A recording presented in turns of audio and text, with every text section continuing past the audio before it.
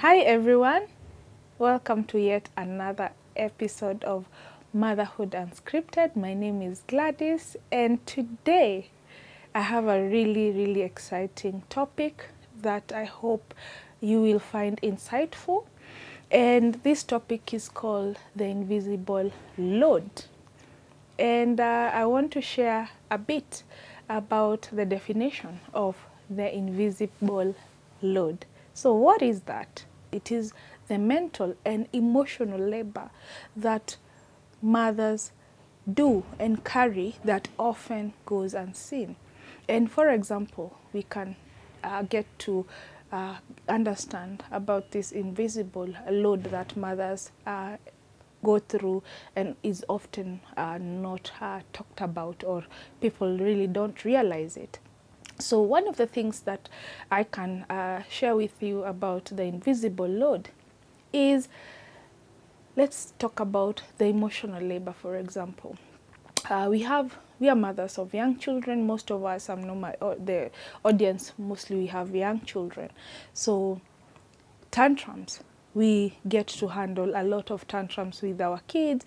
We get to negotiate with our kids maybe in the morning. Sometimes they refuse to eat breakfast. Sometimes they are choosy. You've cooked porridge, they don't want porridge. They want to eat bread. They want this and that. They want to watch cartoons. Some have to go to school. So that is an example of the emotional labor that we get to carry with our kids that is not often seen.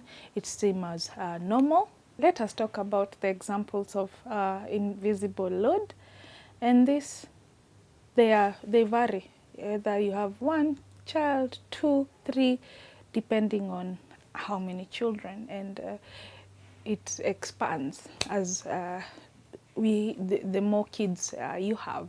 So for example, managing appointments. As mothers, that is something that we get to do. You know, you are the person who knows appointments for doctors, appointments for maybe school interviews, you maybe for even for looking for a nanny, for example. Another thing that I can say it's an invisible load is also anticipating activities, because when you are a mother, you're always anticipating something. When the kids come out of school, what time? Is it 3 o'clock? Is it 3:30? Is it 4 o'clock? Who will be there to pick them? Will they be picked on time? Other things that we get to talk about is the meal planning. You know, as a mother at home, we are mostly the ones who get to choose what we are eating. Are we eating rice today? Are we eating noodles? Are we eating ugali, for example? With what? Is it with beans? Is it with skuma wiki, or is it with spinach? So these are some of the examples that I can share, because it's always something that we are anticipating, because in a family it has to run according to, you know, plan. And as a mother, we always have to be constantly juggling from one thing to the next. When will your child start school? That is something you're thinking. When will it be January? When will they go for their next haircut? When will they go for the next salon appointment? We are always carrying this invisible load that is not often seen or even acknowledged. It's just seen that it's natural or it's something that is normal. But we have to acknowledge this load, because only then is when society will be able to really understand the value of being a mother in a really, I can say, in a depth, because some of these things require a lot of work, and it takes a lot of time and energy to have all these things running. Whether you have a nanny at home, for example, you have to plan out at home what are the task that she's supposed to do. For example, when your nanny has left or decides to leave, how is that at home? That's a change of dynamics. As a mom, once again, you have to plan and see, okay, now I have to look for another one. I have to create time. I have to do interviews. I have to look this way. I have to consult with someone. So these are some of the things or examples rather of the invisible load, and it is so important to put a name to them so that we get to understand that they take a lot of time and energy and requires acknowledgement. So these tasks often go unnoticed and unseen, and most of us really struggle even mentally. They lead to fatigue because you find that you're always thinking about the next. And as a mother, once you become a mother, this load never stops. You're always thinking about the next. You're always thinking about the next thing and the next thing and the next thing, as I've put in the examples. So it can be really tiresome, especially when you do not have the right support, or if you do not have someone who understands you, and just, as society again assumes that it comes natural or you are able to handle it. And as moms, we all know, even you who is watching or listening from wherever you are, you understand that this load is really a lot. It takes a toll on you because not only you have to plan that, especially if you are, even it, and let me be honest, it affects even not only working moms, but even stay-at-home moms. So it is something that even when you're at home, you are the primary caregiver. So you get to, plan, the schedules of home. When is it time to wash the dishes? When is it time to start cooking? When is it time for the baby to take a shower? When is it time for them to take a nap? When is it time to, start cooking again or an activity at home? And the cycle always continues. So some of the things, once we get to understand and once we get to learn about these things, they really help us as moms to understand that it is something that has a name. Because even me, when I started with my journey as a mother, I never used to think about these things. I just thought about myself. Okay, I can eat tonight. I don't have to eat. I can just go and sleep. But when you have a child, whether you're tired, whether you're sick, you have to plan these things. Whether you are away, whether your work is demanding, you have also to plan things. Whenever you are, you have to plan, and it takes a toll on moms. So it's really important for us to really get to talk and share. So let's continue and let's learn together. So it's often talked about that a good mom is someone who does all this seamlessly and does not struggle with this load that we have talked about. And also, as we all know, even in traditional values or family values, they often make it seem that this load is natural and this load should be easy. It should be, but let's be honest. Is it something that is easy? Well, far from that. Is it something that is natural? Well, no, because as we all know, no matter where you are in your motherhood journey, you're always thinking about the next, even when you have a teenager. Because sometimes, even me personally, I used to think when my kids become older, I will not worry about them that much. But soon did I realize that it changes as they grow. When they go to school, when they're doing different activities, you often wonder, are they okay? Are they doing what they're supposed to be doing? Are the people around them keeping them safe? There's always something that we usually just worry and wonder and think is the next thing or a different challenge. So these things, no, as long as you are a mother, you're always going to be a mother, and you're always going to have this invisible load. So we can continue to say, how can we lighten the load? How can we make it better? Because not only do I want us to have this information, but it is important to also find solutions so that we can be better and also help each other. So how can we lighten the load? Here is how we do it. So how can we lighten the load? We can start by open communication.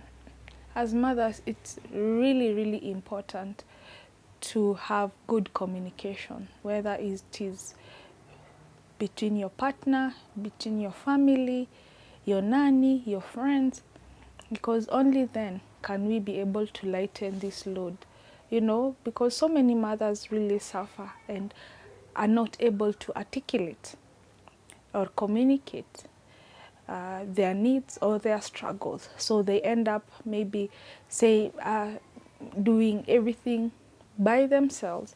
And again, as we talked about just a while ago, we said that's what leads to burnout, resentment, and just feeling overwhelmed. So it is really important to communicate your needs and say, this is what I want, this is the help that I need, and only then can we be able to lighten the load. So it's important to communicate and really share what you're going through, your thoughts and feelings.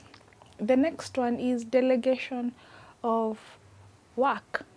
As mothers, we think we can and can be able to do it all, which is something that, as we have talked even on previous episodes, you have seen that you cannot be able to do it all. So when you have support for those who have, it's really important for you to be able to delegate and share the load, whether it's between your spouse. You can say, can you help me with this? Can you assist me with this? Can you be able to do this?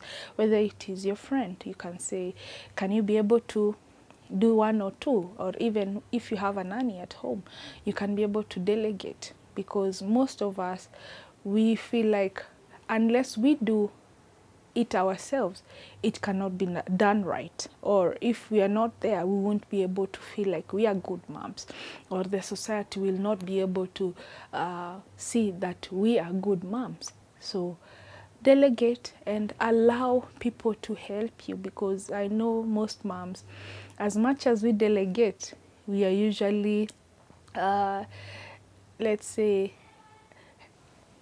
hovering around, trying to follow up and see if someone has done it right. Just allowing that is really a weight that is lifted off your shoulders, because only then you can be able to focus on other things, and that is how it's supposed to be. So that is another point of how you can lighten the load. Another thing, or another point that we can learn how to lighten the invisible load is setting boundaries. Boundaries are something that I have learned how important it is to have boundaries when it comes to have a mom. This is a limit to what you can or cannot do. So there is a limit as a mom for what you can and cannot do. And it is often really important for us to understand the meaning of boundaries, because only then can you be able to prioritize your mental health and not feeling burnt out or not feeling resentful.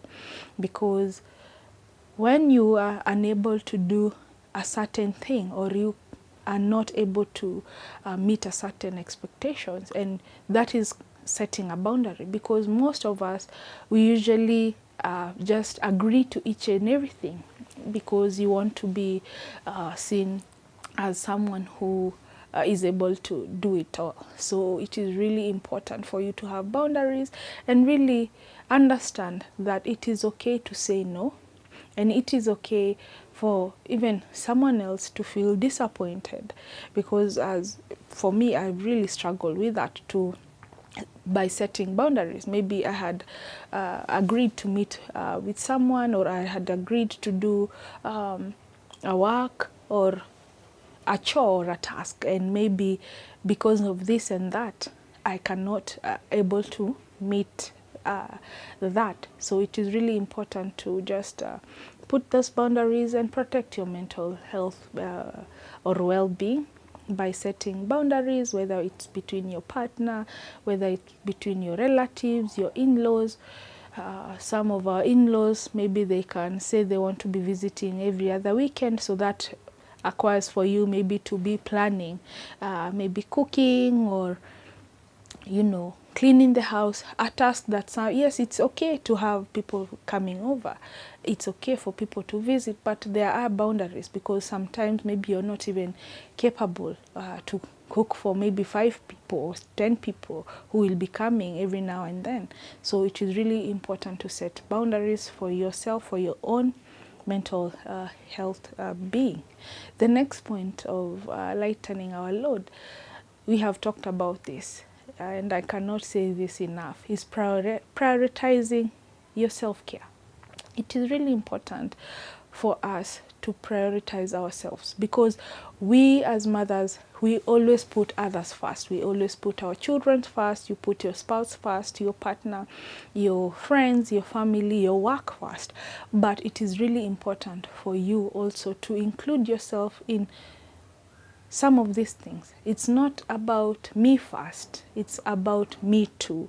And it's really important for you as a mom to understand self-care is important, because only then you can be able to recharge and come back and do now these other things that are demanding in your life, in your motherhood journey, when you have prioritized yourself. Because as society usually tells you, you have to put yourself last, you have to take care of your child first, you have to take care of your family, your husband or your spouse or your in-laws first.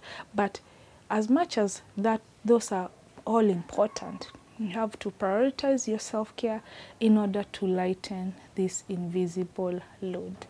So by talking about this invisible load, we need for the society to understand why mothers have the invisible load, and they really need to acknowledge that, because only then is when you'll be able to understand the day-to-day struggles of the modern mother and what she really needs, or what help she needs. So if you're out there and you're listening, or you're watching from wherever you are, please offer to help a mother who is near you.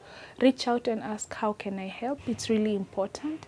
And for you, mom, I hope you have learned something from this episode, and let's focus on taking care of ourselves, because only then will we be able to raise better children, will we be able to pass on this wisdom to our children, so that we can have a better society. So thank you once again for tuning in and watching, and I hope I'll see you on the next one.